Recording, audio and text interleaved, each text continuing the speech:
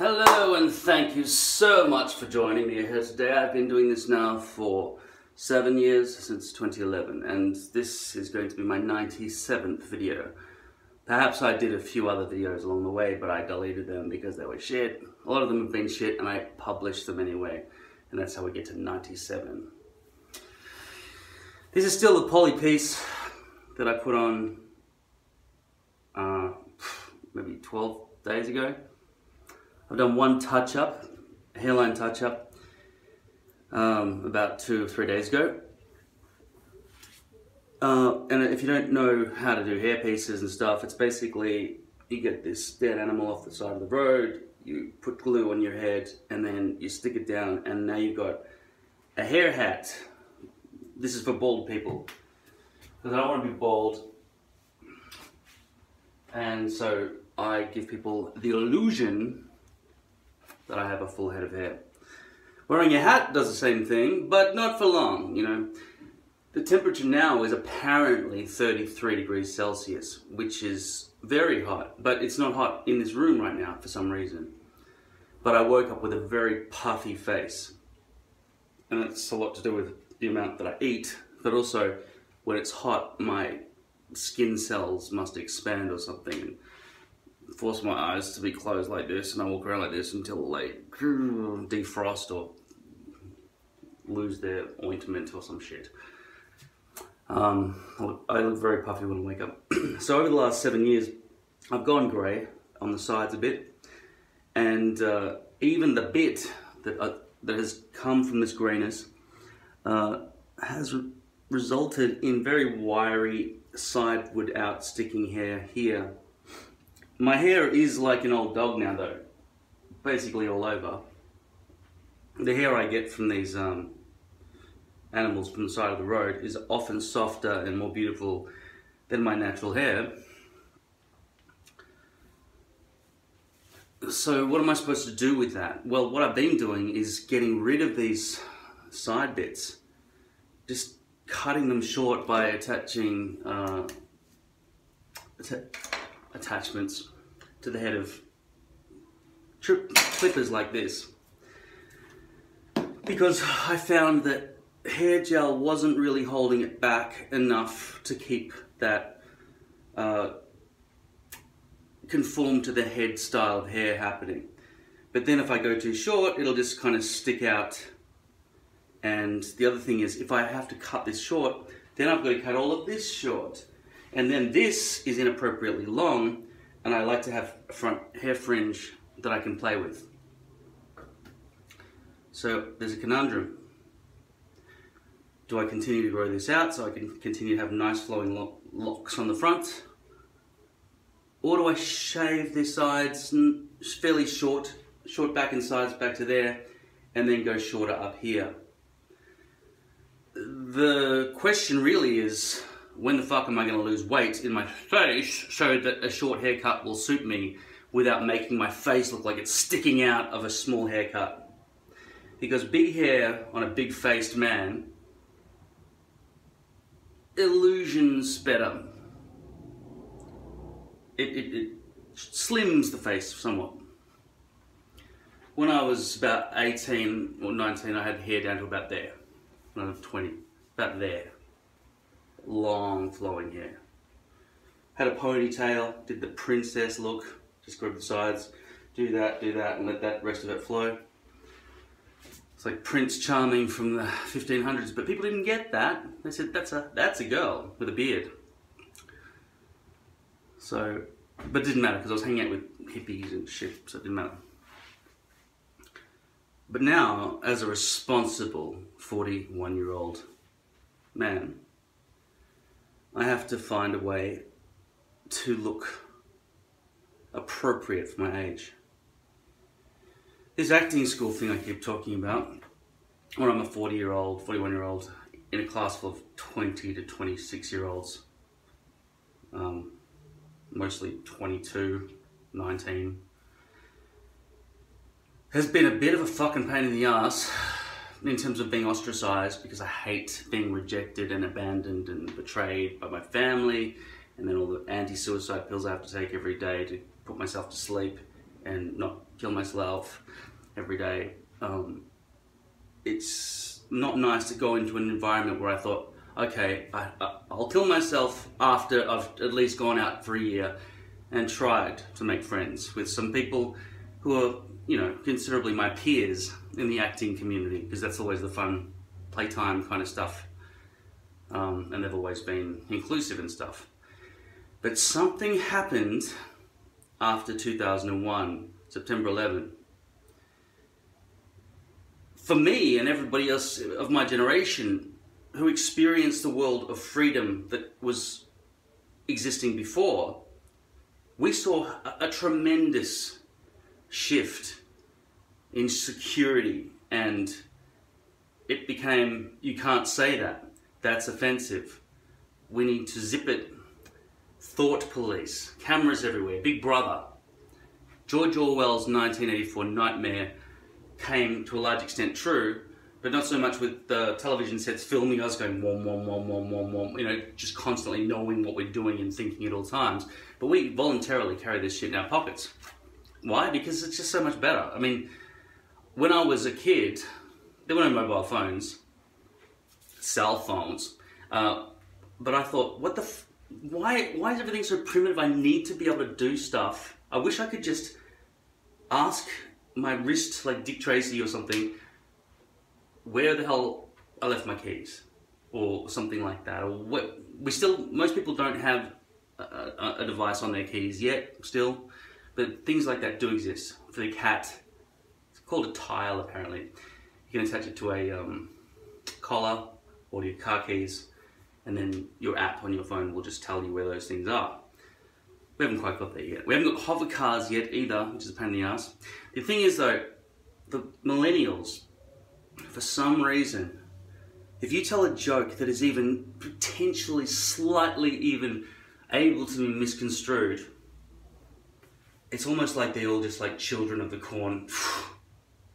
Oh, stare at you, and they'll systematically know amongst themselves that this person is wrong.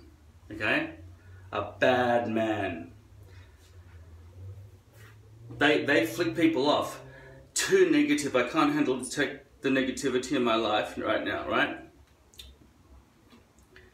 So I can't say much, because everything I say, even if it's highly wittical, they don't give a shit. They don't appreciate the genius that goes into every joke that I tell. They can't understand the absolute awesome brain power that it takes to be able to communicate in the way that somebody from my generation can. And also, we've been exposed to all the little shitty jokes that they love, right? But we've moved past their little jokes. But they've stayed with them. I find them to be dibber-dobbers, and they don't care about freedom of speech at all. I heard one of them say, anyone who's not politically correct or doesn't agree with political correctness, I just delete them as a friend. Think of what that means to everyone in my generation who value freedom of speech. They don't care about freedom of speech. They don't even care about privacy, all right? If you're not doing anything wrong, then why do you care if the authorities are staring in at you at all times? You should be okay with that if you've got nothing to hide. It's like, whoa, fuck. Everything we've ever fought for, every war we've ever fought for was to avoid people like you destroying our lives and our freedoms. And the millennials are willing to fucking go there and force society to become that way. And it is taking my fucking soul and just strangling it. So what does a 41-year-old do to hang out? Where do I meet people? I go to a bar and just sit there and go, yeah, remember 1977, right? They can't get, I can't talk to them about the good old days. I can't believe I have to actually say that word because I've never registered in my mind that I'm an old man, but over 40, you kind of are, right? There are not many people in charge that aren't within about 20 years of your age group. And a lot of people are your age, or even younger, after 40. So I'd better fucking pull my balls in or something, right? So hair, what are we going to do with it?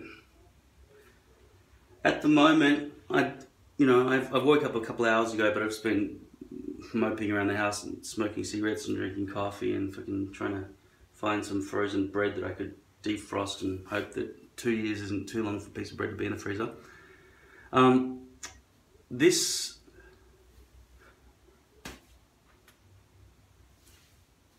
has been a bad hair life for me. Red, curly, buffy hair. There are some people out there who've got a tan skin and straight hair and they go fluff and it's perfect, right? The reason my hair's staying in place at all is I haven't had a shower yet and it's got residual muck in it. Now I'm not going to go out and be around people without having a shower, and I'm not going to have a shower with a hair cap on and not wash this shit out of my hair. But after 24 hours of having shit in your hair and oil and stuff going through your scalp and everything, the hair behaves better. Like, I mean,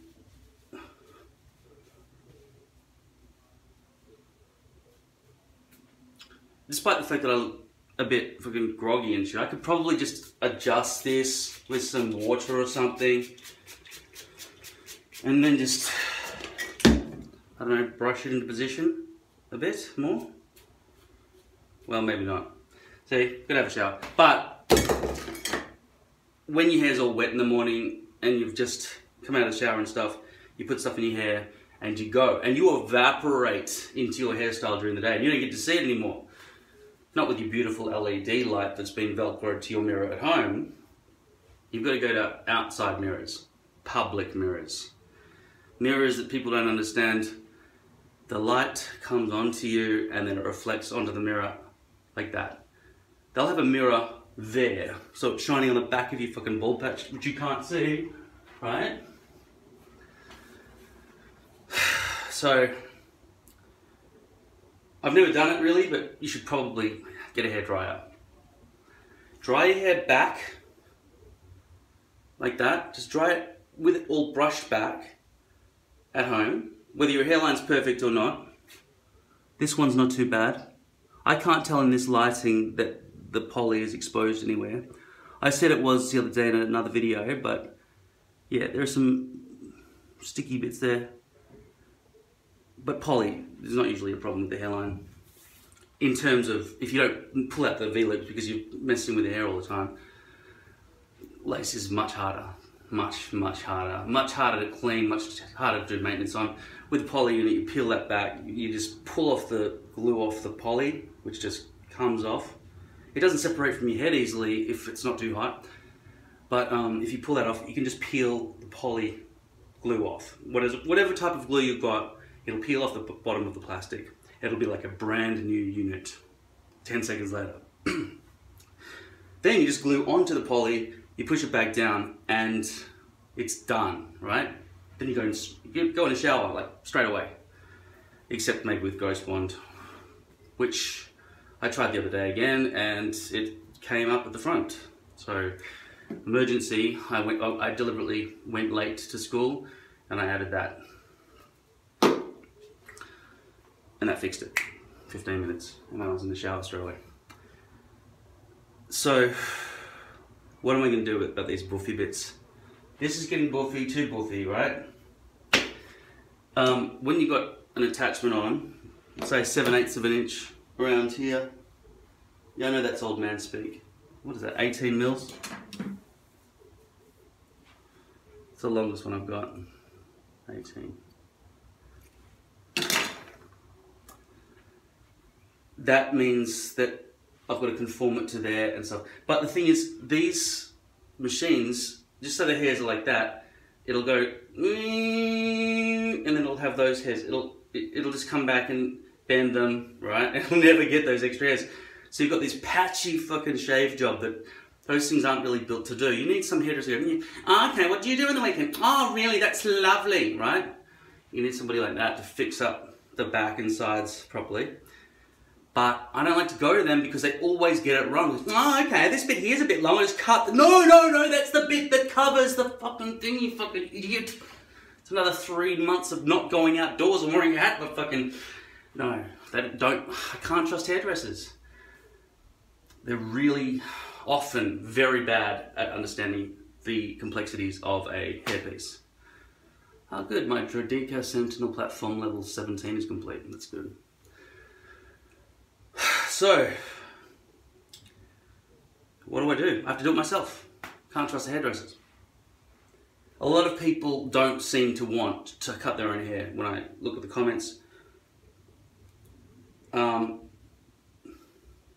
It's not impossible. You might think, oh no, this is a gigantic big labyrinth of difficulty. No, it's not. You can fit both your hands on your head. Boom, that's tiny, right? Imagine cleaning your whole house, much harder, right? Just figure out how to cut your own hair. Now for me today, I'm not gonna fucking bother. I'm gonna try to paste that stuff down. I just get the feeling that I look more sporty or something to people when that shit isn't sticking out in a terrible way like that, you know. And also in hot weather, it feels more breezy, right? But imagine if I had hair that short around the back and sides, I'd realistically just have to have like a very small haircut at the front. And I kind of really, like I've said, I really like having some length to it, and I'm sure most of you would. But in terms of buffiness, redheads have thicker hair than even Afro hair, I think. That's what I've heard from somewhere. Now, with African American or African Negroid hair,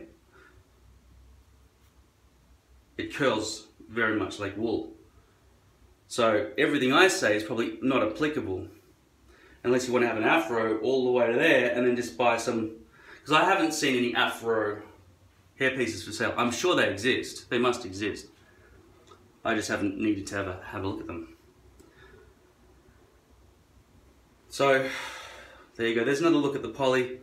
33 degrees apparently outside somewhere.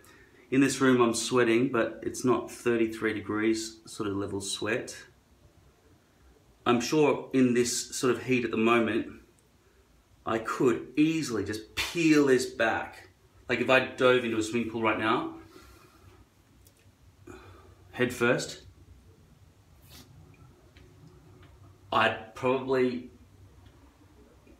want to land there rather than there, because then it'll probably come off.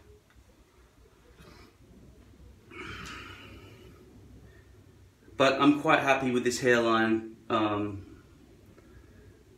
so that I'll probably wear it back a bit tonight.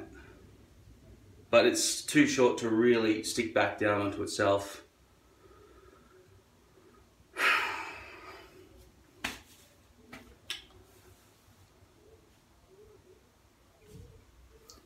There you go, I'll give you a look at it.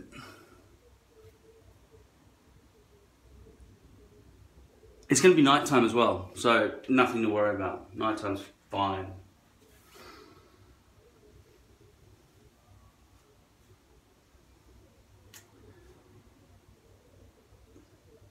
Yeah, it's a completely different look, isn't it, to go short. Really, it transforms your face. Sideburns are another thing. If you're just wondering, I just want to do a quick change in my hairstyle, I look a bit funny or weird or something, it's a lot about the sideburns. Also the thickness of how far out the sideburns stick. You might want to go 6 mils on the sideburns.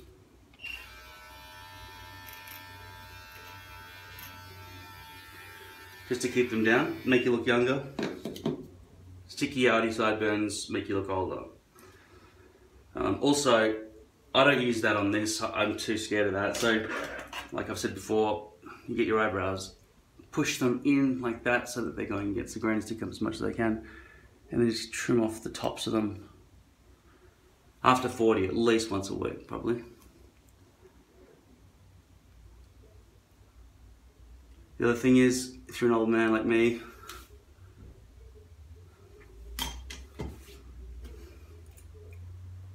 you gotta go in there and shave that out every 2 or 3 days.